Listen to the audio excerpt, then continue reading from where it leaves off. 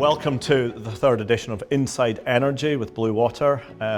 Thanks guys for joining us today, really appreciate it. Today we're going to get the deal team's insights, your own personal insights on what energy transition means for general public, what does carbon footprint means, etc. So carbon footprint, come on, give me a definition. Carbon footprint is the total amount of greenhouse gases that are produced as part of our day-to-day lives. So everything we do, from living our ordinary lives to traveling to economic activities, produce gases. The most common ones we know more about are CO2 and methane, and they are responsible for temperature rises, hence the debates and importance to keep them under control. Carbon footprint markets come into our language in the last, 2-3 years as being important for investment. How does it affect what you do now in the investment team? Massively, I think. I mean, in terms of the existing investments that we've got, it's now a topic on the board agenda, things that we're looking at, new business, new deals, etc. Maybe it's because we've opened our eyes a bit. We're seeing tons and tons of new business opportunities, some great businesses, some great ideas, some rubbish ideas as well. It just brings a new level of interest, engagement, excitement. We use energy every day in our lives.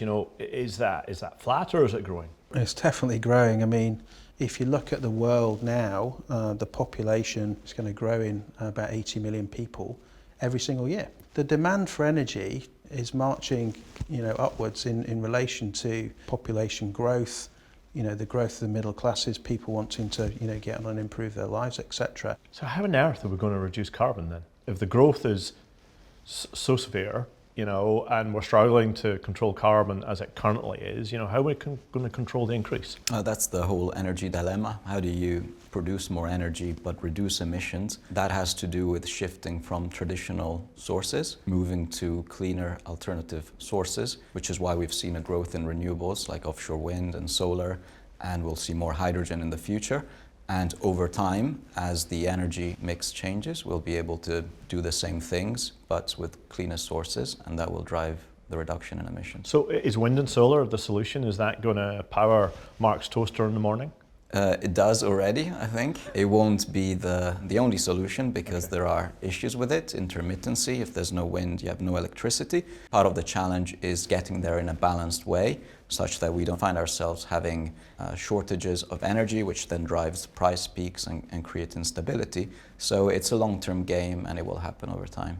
Over time, you can see there are potential kind of, solutions out there, but the technology isn't quite there yet, and it's more expensive right now. But over time, technology improves, costs do kind of come down, and we've seen that in wind and solar, which are now cost comparable with some of the primary sources of energy, whether that's coal or gas or oil or nuclear or whatever. So it's going to take a lot of time. There will be a mix. There's going to have to be, everyone calls it an energy transition, because there will have to be a transition from where we are now to to that sort of carbon free. In a previous series, I had Tom and Fiorella with me. One of the subjects that came up was gas is the solution, the transition fuel, the new green fuel. Is gas an important part in helping reduce carbon emissions here?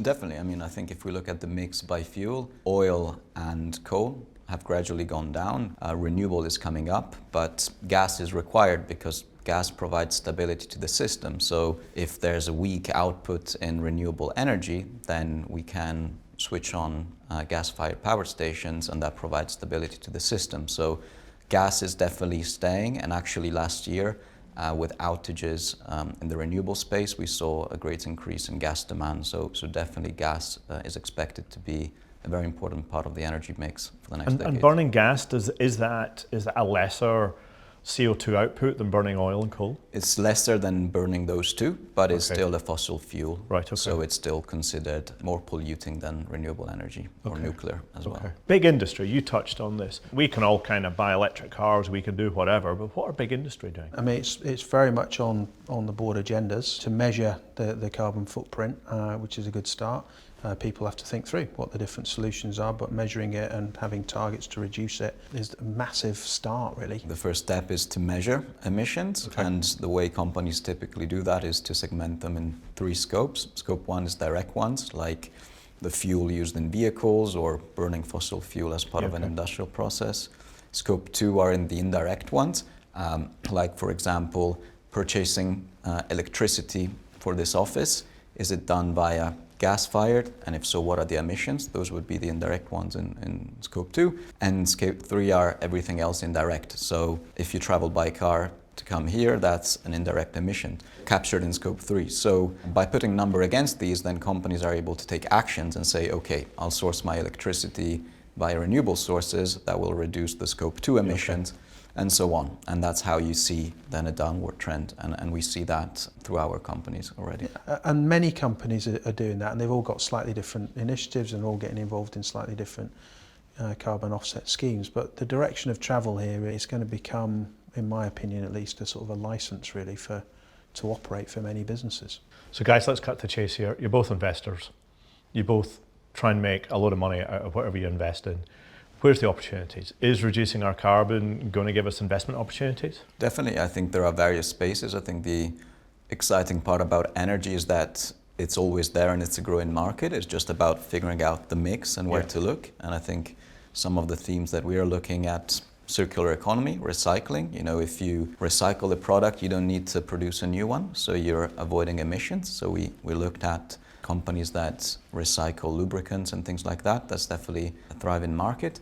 Biofuels is a big theme as well. I think a lot of people talk about the hydrogen economy, which is developing but is decades away. I think gradually what we'll see is traditional engines like diesel, for example, will run on renewable diesel. So the engine is the same, you change the fuel source. So we're seeing opportunity in that space, for example, in the aviation space. You know, there's some smart people out there figuring out solutions to reduce waste, recycle that stuff. And in the end, from an investment point of view, you've got huge demand for this sort of stuff out there. You've got fantastic kind of people, brilliant ideas, and to get them to scale, it needs money. And we have that, and we've got experience of where to deploy it. So, you know, I think it's going to be one of the investing mega trends of the next 20, 30 years, personally. Fascinating insight into energy demand use, carbon reduction, etc. I've asked you about, is it an opportunity to invest? You both say yes, good opportunities. Are we well positioned as Blue Water? Do we have the insights to do all this? For sure, absolutely for sure. I mean, the firm's 10 years old. You know, we've been looking at energy for a long time. Our background gives us the ability to understand the various sources and where opportunity is and how that breaks down by geography. And I don't think a general investor is able to see that and access those opportunities. So I think we're uniquely positioned. Hi guys, super. Thank you very much for your time. Good insights there. Really appreciate your wisdom. And I'll let you get back to your day jobs now. Thanks a lot. Cheers guys. See you.